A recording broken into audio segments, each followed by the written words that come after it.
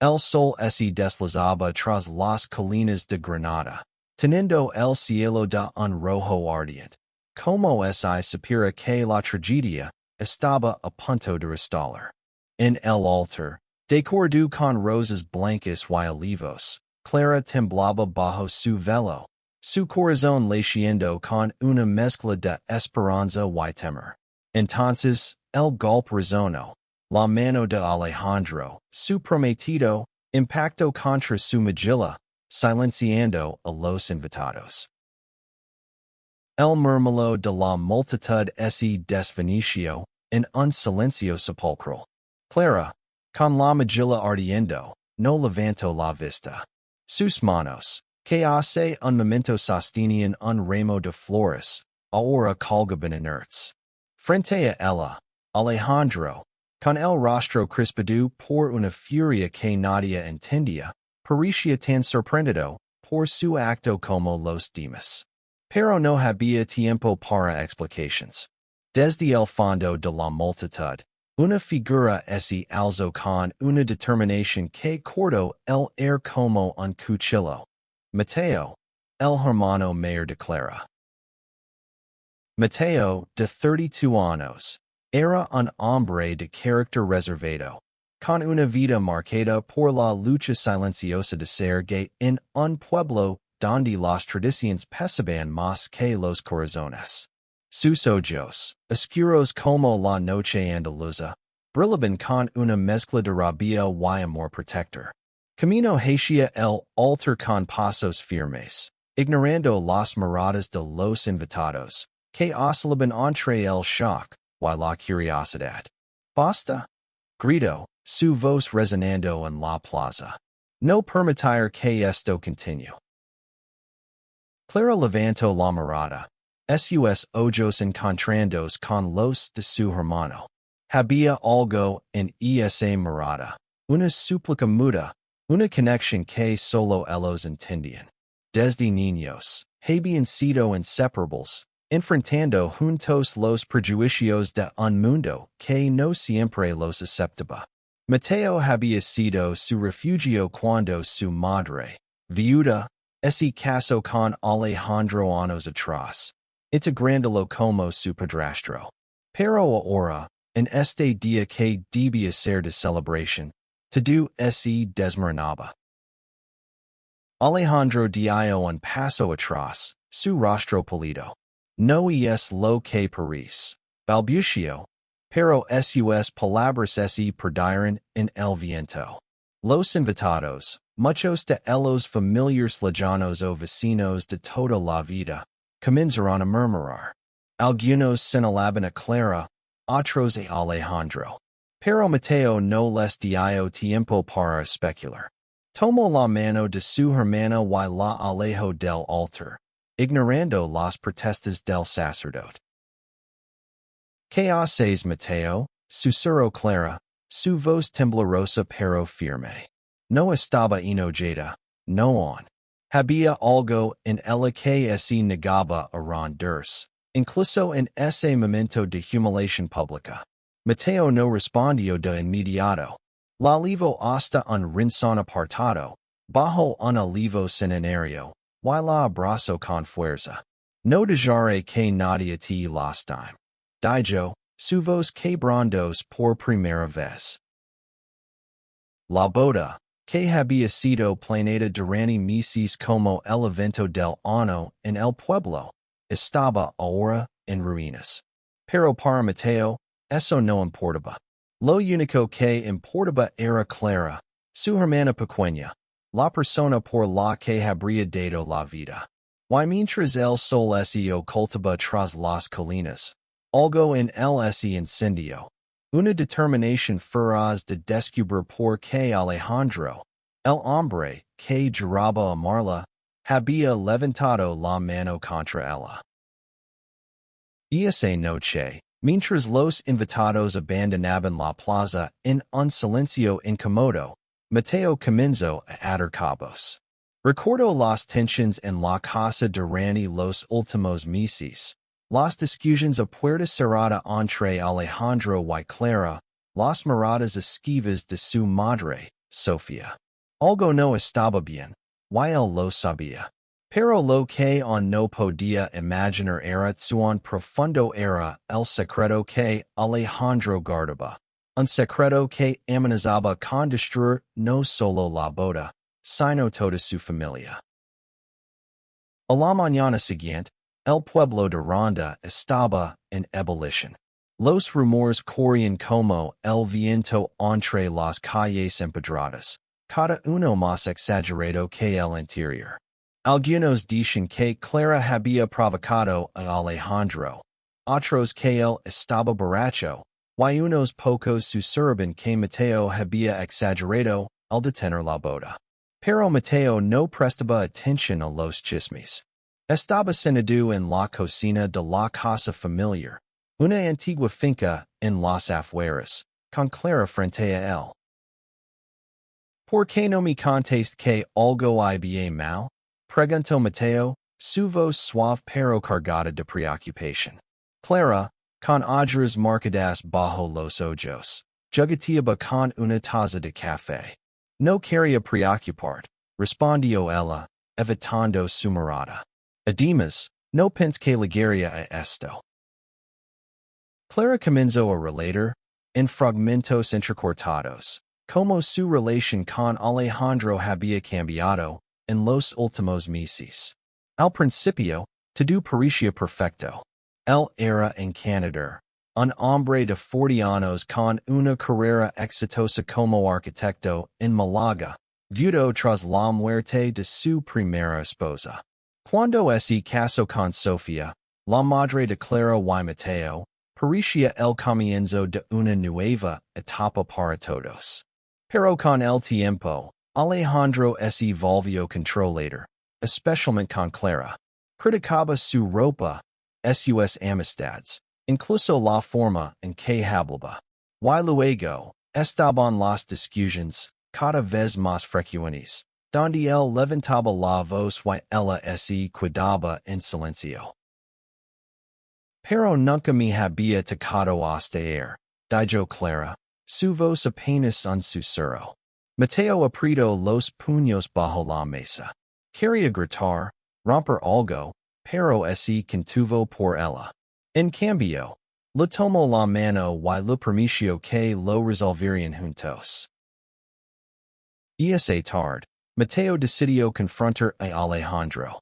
Lo encontró en un bar del pueblo, bebiendo solo, con la mirada perdida. Necesitamos hablar, dijo Mateo, sentándose frente a él sin pedir permiso. Alejandro lo miró con desprecio. No tienes derecho a meter en esto, gruñó. Pero Mateo no es mudo. Clara es mi hermana. Si la tocas otra vez, te arrepentirás. La conversación no llegó a mucho. Alejandro se cerró en banda, insistiendo en que todo era un malentendido, que Clara había provocado su reacción. Pero algo en su tono, en la forma en que evitaba mirar a Mateo, le dio una pista. Había algo más, algo que Alejandro no quería revelar. Y Mateo estaba decidido a descubrir qué era. Mientras tanto, Clara buscaba respuestas por su cuenta. Revisó los cajones del escritorio de Alejandro, algo que nunca había hecho antes. Encontró un sobre con cartas, todas escritas a mano, dirigidas a alguien llamado Lucia. Las cartas hablaban de amor, de promesas rotas, de un dolor que Alejandro parecía llevar como una carga. Pero lo que más llamó la atención de Clara fue una foto dentro del sobre. Una mujer joven, de unos 25 años, con un parecido inquietante a ella misma. Las cartas se convirtieron en la obsesión de Clara. Cada palabra parecía un eco de algo que no podía comprender del todo, pero que la llenaba de inquietud. La mujer de la foto, Lucia, era idéntica a ella en muchos aspectos. El mismo cabello castaño, los mismos ojos grandes y expresivos. Pero había algo más. Algo en la forma en que Alejandro escribía sobre ella. con una mezcla de amor y resentimiento, que hacía que Clara sintiera un nudo en el estómago. Decidió contarle a Mateo lo que había encontrado. Los hermanos se reunieron en el patio trasero de la finca, bajo la sombra de un naranjo. Clara le mostró las cartas y la foto. Creo que Alejandro está ocultando algo sobre esta mujer, dijo, su voz temblando. Mateo estudió la foto en silencio, su mente trabajando a toda velocidad. ¿Crees que tiene algo que ver con lo que pasó en la boda? Preguntó. Clara no respondió de inmediato. Había una parte de ella que temía la verdad, pero también sabía que no podían seguir viviendo en la oscuridad. Necesitamos hablar con mamá, dijo finalmente. Sofía, su madre, había estado evitándolos desde la boda, encerrada en su habitación con excusas de migrañas. Pero ya no podían ignorarla. Cuando confrontaron a Sofía, la reacción de la mujer fue inmediata. Palideció y comenzó a temblar. No sé de qué están hablando, dijo, pero sus ojos la delataban.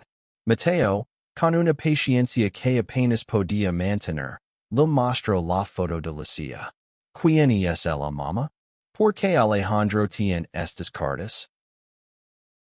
Sofía se derrumbó. Entre lágrimas, confesó que Lucia era la hija de Alejandro, de su primer matrimonio. Había muerto años atrás en un accidente de tráfico, a los 25 años, la misma edad que Clara tenía ahora. La perdida había destrozado a Alejandro, y cuando conoció a Clara, algo en ella le recordó tanto a Lucia, que su amor por ella se convirtió en una obsesión enfermiza. No quería que se casaran, admitió Sofía. Pero él insistió, yo no supe cómo detenerlo. La revelación golpeó a Clara como un puñetazo. Todo tenía sentido ahora. Las miradas de Alejandro, su necesidad de controlarla, su reacción violenta en la boda. No la veía como a Clara, sino como un eco de su hija perdida. Y cuando ella, en un momento de nervios en el altar, había cuestionado algo trivial, él había estalado, incapaz de separar el pasado del presente. Mateo y Clara decidieron que no podían dejar las cosas así. Alejandro necesitaba enfrentar las consecuencias de sus acciones, pero también necesitaban protegerse a sí mismos y a su madre. Sin embargo, el pueblo no estaba de su lado. Los rumores habían matado, y ahora muchos culpaban a Clara por arruinar la boda y a Mateo por su intervención dramática. La presión social era asfixiante, especialmente para Mateo, quien ya había enfrentado años de prejuicios por su orientación sexual. Aun así, Mateo no se rindió. Contactó a un viejo amigo, Javier, un abogado de Sevilla que había sido su primer amor en la universidad. Javier, un hombre de 35 años con una calma que contrastaba con la intensidad de Mateo, aceptó ayudarlos. Juntos, comenzaron a investigar el pasado de Alejandro, buscando pruebas de cualquier comportamiento que pudiera proteger legalmente a Clara. Mientras tanto, Clara luchaba con sus propios demonios. La idea de que Alejandro la veía como un reemplazo de su hija muerta la perseguía. Pasaba las noches revisando las cartas, intentando entender quién era Lucia y por qué su sombra seguía afectando su vida. En una de esas noches, encontró una carta que no estaba dirigida a Lucia, sino a un hombre llamado Miguel. En ella, Alejandro confesaba haber tenido una relación secreta con Miguel años atrás, antes de la muerte de Lucia. La carta estaba llena de culpa y arrepentimiento, como si Alejandro se culpara por algo más que la pérdida de su hija. Clara compartió la carta con Mateo, y juntos comenzaron a sospechar que la violencia de Alejandro no era solo un estilo momentáneo, sino el resultado de una vida de secretos y culpas reprimidas. Decidieron buscar a Miguel, quien resultó ser un artista que vivía en Cádiz. Cuando lo contactaron, Miguel se mostró reacio al principio, pero finalmente accedió a hablar. La reunión con Miguel fue un punto de inflexión. Él reveló que Alejandro había luchado con su sexualidad toda su vida, atrapado entre las expectativas de una sociedad conservadora y sus propios deseos. La muerte de Lucia lo había empujado al borde, y su relación con Clara era un intento desesperado de llenar el vacío que su hija había dejado. Pero también había un trasfondo más oscuro. Alejandro había sido violento con Miguel en el pasado, incapaz de lidiar con su propia identidad. Con esta nueva información, Mateo y Clara decidieron confrontar a Alejandro una vez más, esta vez con Javier a su lado. Lo encontraron en la casa familiar, donde había regresado tras días de ausencia. La tensión en el aire era palpable. Alejandro, al ver a Javier, pareció retroceder, como si reconociera en él una amenaza a su fachada. ¿Por qué lo hiciste?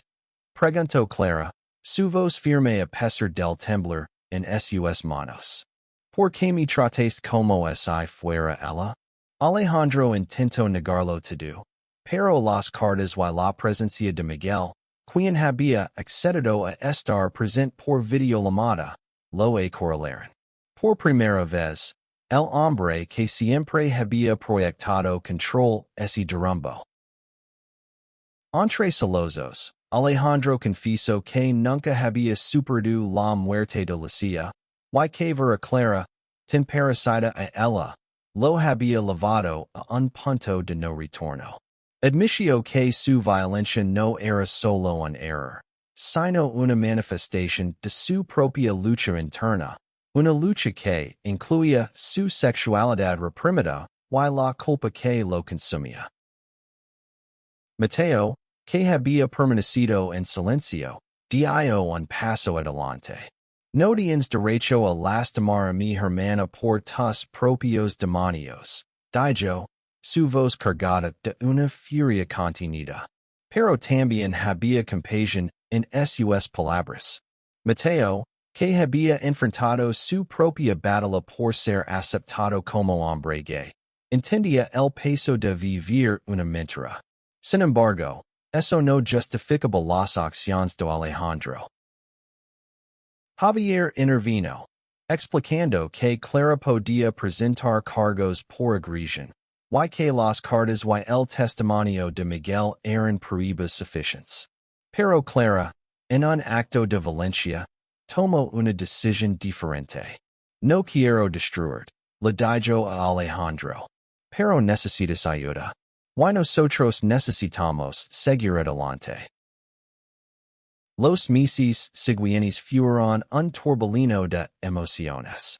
Clara decidió mudarse a Sevilla, donde comenzó a trabajar con una organización que apoyaba a mujeres víctimas de violencia.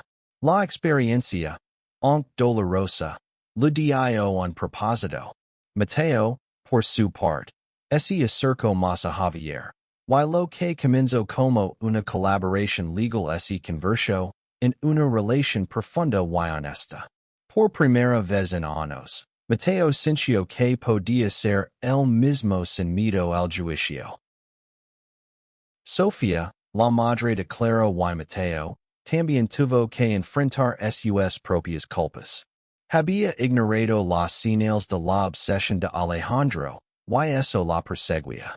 Con el tiempo, comenzó a asistir a terapia familiar con sus hijos, un proceso lento pero necesario para sanar las heridas. El pueblo, aunque lento en cambiar, Comienzo a ver a Mateo con nuevos ojos.